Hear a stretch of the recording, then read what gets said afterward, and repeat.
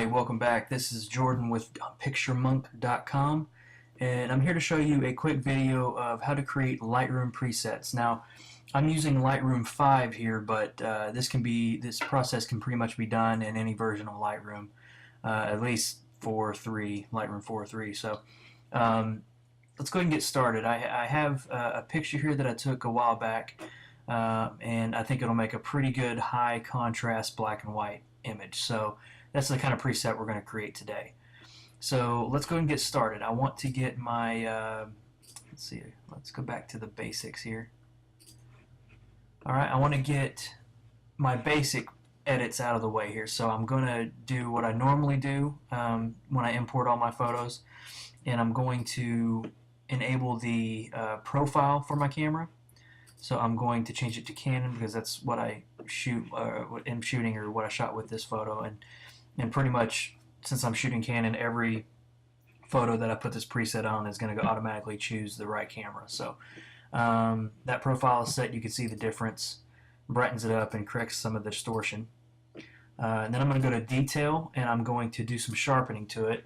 The sharpening mount that I always do, because all my photos are imported at 300 PPI, or DPI, I'm sorry, 300 DPI. When all those are imported in, I always change it to a set amount. So my amount is going to be 100, and then my radius is going to be 1.5. And so you can see it sharpen up just a little bit, not too overwhelming. You don't want to over sharpen it.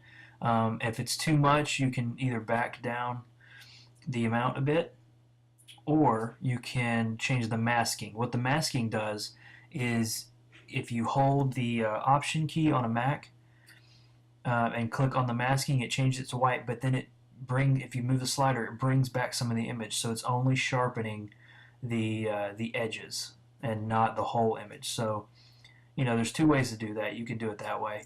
That's not bad. I'll keep it like that. So another edit that we can do is obviously change it to black and white, because we want to make it a high contrast black and white image. This is obviously not high contrast. It's way too gray. So what we're going to do is bump up the exposure just a tad, and then take the contrast, bump it up a bit. You can see it's starting to get a little dark. It's starting to crunch these blacks here, so we want to raise those up. Then we also want to increase the shadows. It's coming back. There we go. We could probably stand to increase the contrast just a bit. Okay, the clarity, you don't want to go overboard with the clarity, because this is too much.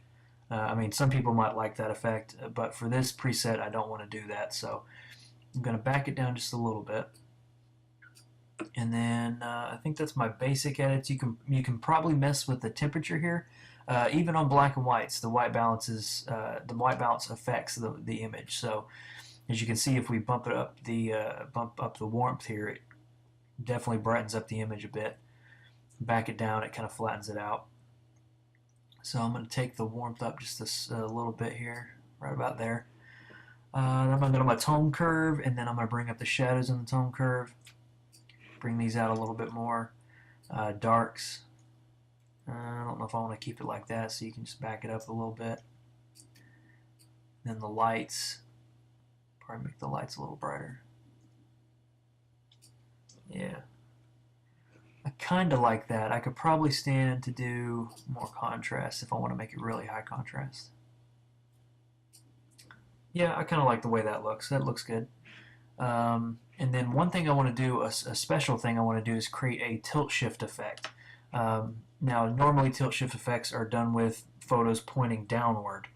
I'm pretty much at ground level here, but let's go ahead and try it anyway, see how it looks.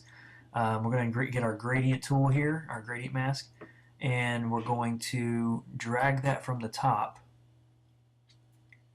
not too much, right around there.